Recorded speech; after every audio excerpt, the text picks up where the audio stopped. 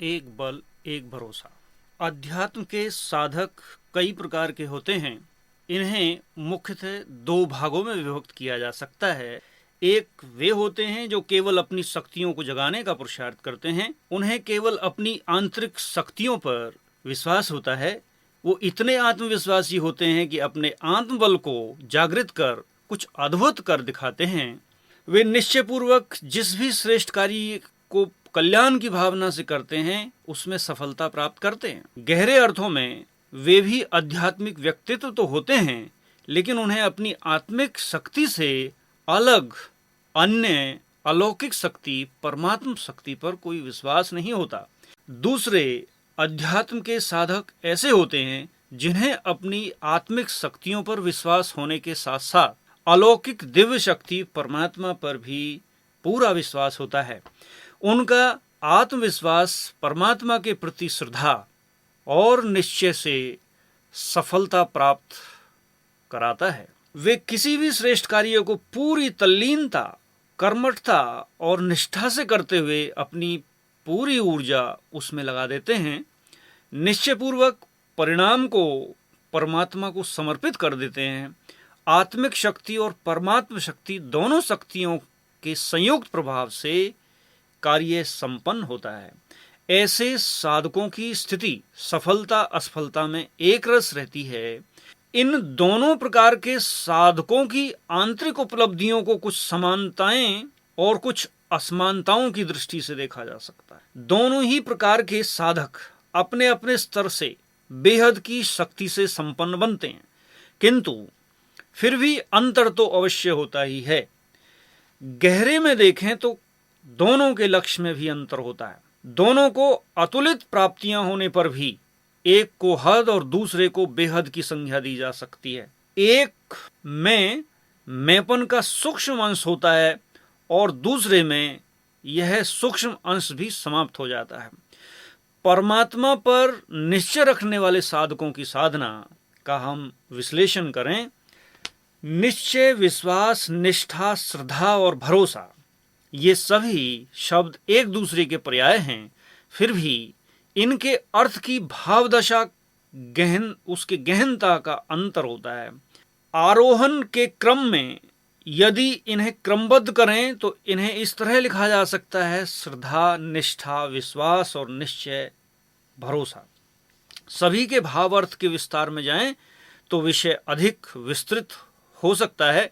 इसलिए हमें केवल निश्चय के परिपक्व स्वरूप भरोसा को ही केंद्र बिंदु समझकर अपने पुरुषार्थ को वैसी ही दिशा देनी चाहिए। भरोसे का अर्थ बड़ा गहरा है। एक बल एक भरोसा वाला योगी स्वयं की शक्तियों पर आत्मविश्वास रखता है, फिर भी उसे परमात्मा की शक्तियों पर भरोसा होता है। भरोसे का गहन अर्थ है संपूर्ण समर्पणमयता। संपूर्ण समर्पणता की भावदशा में अपनी आंतरिक शक्तियों का प्रभाव गौण रहता है और परमात्म शक्तियों का प्रभाव प्रत्यक्ष दृष्टिगत होने लगता है। संपूर्ण समर्पणता बड़ी ऊंची चीज है। यह बनते बनते बनती है। अलौकिक शक्तियों की अनुभूतियों से यह भाव, समर्पणता का भाव पैदा होता है। ऐसी आत्माएं करोड़ों में कोई ही होती हैं जिनके अंदर यह भाव पैदा होता है।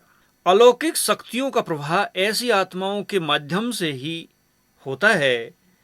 अधिकतर तो हद और बेहद की कश्मकश में ही नंबरवार ही रह जाते हैं। परमात्म शक्तियों को जानना, समझना, मानना, निश्चय करना और भरोसा करना, बिना जाने समझे परमात्मा में भरोसा रखना, ऐसे अपवाद भी होते हैं। ऐसे अपवादों को भी मनोवैज्ञानिक दृष्टि से यही कहा जा सकता है कि कहीं गहरे में उनका भी अंतर्मन उस दिव्य सत्ता, असीम शक्ति परमात्मा को जानने, समझने और मानने की स्थिति में होता है। कहीं गहरे में उनके अंतर्मन का तारतम्य उन्हें भरोसा रखने के लिए प्रेरित करता है। भरोसा निश्चय से भी आगे की बात है। भरोसा शब्द के सही मनोवैज्ञानिक अर्थ आश्चर्यचकित कर देने वाले होते हैं। भरोसे की भावदशा परमात्मा के प्रति भी हो सकती है और अन्य आत्माओं के प्रति भी हो सकती है। भरोसे की भावदशा में आत्मा का भाव केंद्र इतना सजग और सक्रिय होता है जिससे मन बुद्धि की पूरी शक्ति उस एक ही चैतन्य शक्ति की ओर एकाग्र हो जाती है। ऐसी स्थिति में अद्भुत यह होता है कि शक्ति अपना विराट रूप ले लेती है। जिसके प्रति भरोसा रखा जाता है वहां से ही अदृश्य ऊर्जा उस भरोसा रखने वाले पात्र की ओर प्रवाहित होने लगती है। परिणाम यह होता है कि वह आत्मा स्वयं को अत्यंत शक्तिशाली और अलौकिक आनंद का अनुभव करने वाली महसूस करने लगती है। वह स्वयं अहम शून्य होकर उसे ही अपनी चाहत बना लेती है। जिन्हें परमात्मा पर पूर्ण भरोसा है उनके जीवन में परीक्षाएं व परिस्थितियां तो सामान्यतः आती हैं, लेकिन वो तटस्थ रहते हैं। विषम परिस्थितियों में भी वो विचलित नहीं होते। उन्हें असीम शक्ति परमात्मा से अदृश्य शक्ति का अनुभव होता है। उनका यह अनुभव ही उनकी इतिहास साक्षी है। ऐसे विशाल हृदय वाली आत्माओं ने, चाहे वो भगत आत्माएं रही हों या वो योगी आत्माएं रही हों, एक परमात्मा के बल और भरोसे पर संसार को चमत्कृत कर दिया। वे गहरे अर्थों में ऐसे आध्यात्मिक व्यक्तित्व रहे जो संसार को पारलौकिक सत्ता परमात्मा की दिव्य शक्तियों को स्वीकार कराने के लिए प्रेरणा स्रोत। अतः हम अपने निश्चय के परिमापन को जांच लें।